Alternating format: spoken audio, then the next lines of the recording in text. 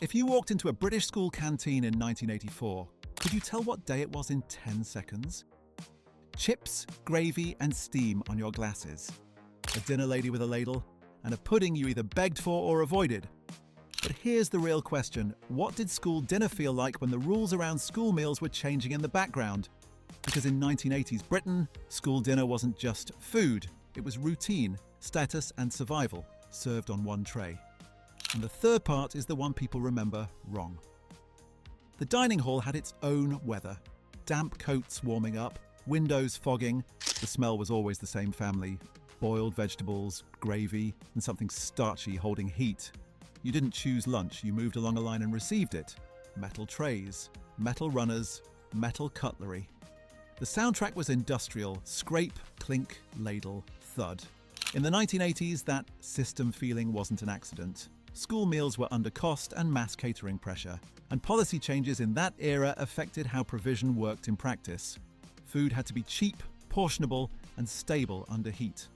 And once the first ladle of gravy hit the tray, everything started to taste like the same story until one plate broke the pattern. Because some days weren't about soft comfort at all. Some days were a race against steam.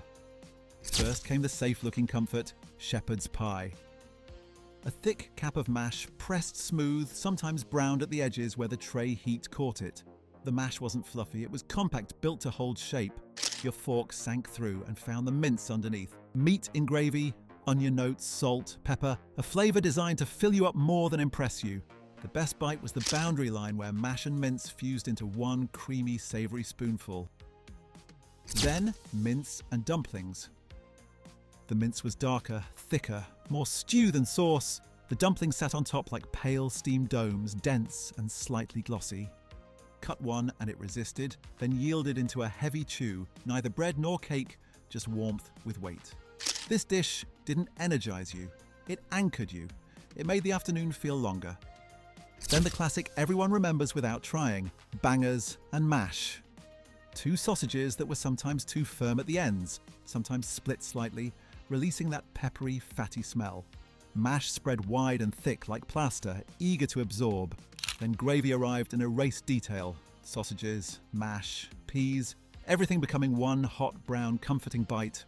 The drama wasn't taste, it was timing.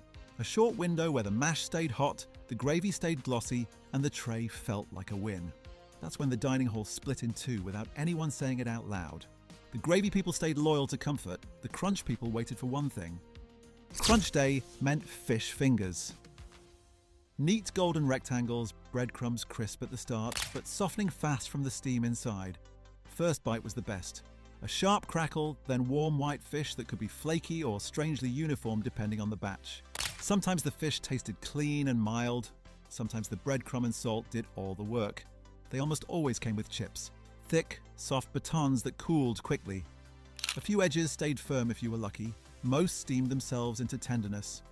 Then peas, either bright and separate or overcooked into near mash.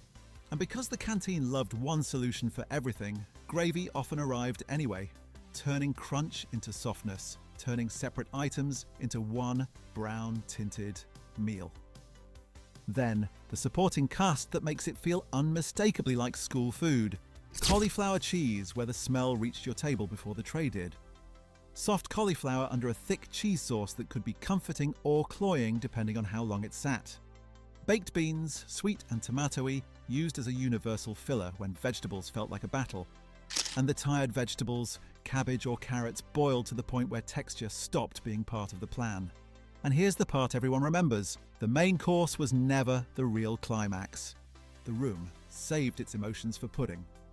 Pudding didn't arrive quietly, it changed the pace of the whole hall. Forks sped up. Conversations shortened. Kids who'd been picking at cabbage suddenly ate like they were catching a bus. The main became an obstacle you cleared to reach the reward. One dessert didn't look homemade at all. It looked engineered. Layers, shine, and a surface designed to crack. First, cornflake tart. Short crust base, crumbly at the edges, firm in the middle. A thin layer of jam, sweet with a little sharpness. Then a roof of cornflakes glued together with syrup, glossy and brittle. Your fork hit and the top cracked into shards. Then the syrup pulled slightly sticky, sweet, almost mechanical.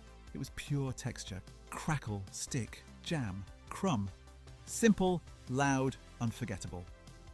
Second, jam roly-poly with custard. A sweat pastry roll with jam spiraled inside, served in thick slices.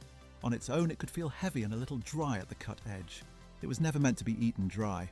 Custard made the dish. Custard poured over the roll, softened the surface, and turned the centre molten sweet. The jam tasted like concentrated school pudding sugar, and the custard turned it into a warm reward you didn't need to get, you just needed to finish your main. Third, apple crumble with custard. Stewed apples underneath. Soft, warm, slightly tart, sometimes with tiny pieces still holding shape. Crumble on top that ranged from sandy to chunky. Butter, flour, sugar, sometimes oats, steam, softening some bits while a few edges stayed crisp. Custard completed it by rounding off the apple sharpness and turning the bowl into a calm ending. Warm, sweet, slightly tart, deeply comforting. And right after the favourites, they sometimes served the one dish nobody bragged about, yet almost everyone can describe the texture without thinking. Some schools also had the cult classics people mention like Dares, chocolate concrete with custard. Hard, dark, almost biscuit-like, until custard softened it, then weirdly addictive. School sponge cake, plain squares that became good only because custard made them feel like a prize. Then the outlier, semolina pudding. It didn't win anyone with flavour. It imprinted through texture and repetition. Not smooth like custard, not airy like sponge, not crisp like tart. Thick, pale, faintly grainy. Every spoonful announced itself. Sometimes there was a thin jam streak on top, like an apology. Sometimes it was just beige warmth, and that's why it stayed. The favourites were remembered as rewards. Semolina was remembered as routine. Pleasure becomes a highlight. Repetition becomes a stamp. If this tray just unlocked a memory for you, hit like and subscribe. And send this video to the one mate you used to sit with in the dining hall, the one who always checked what pudding day it was, or swapped chips for a bigger spoon of custard. If you've still got that group chat from school, drop it in there and see what comes back first. Bangers and mash, fish fingers, or that one pudding nobody admits they miss.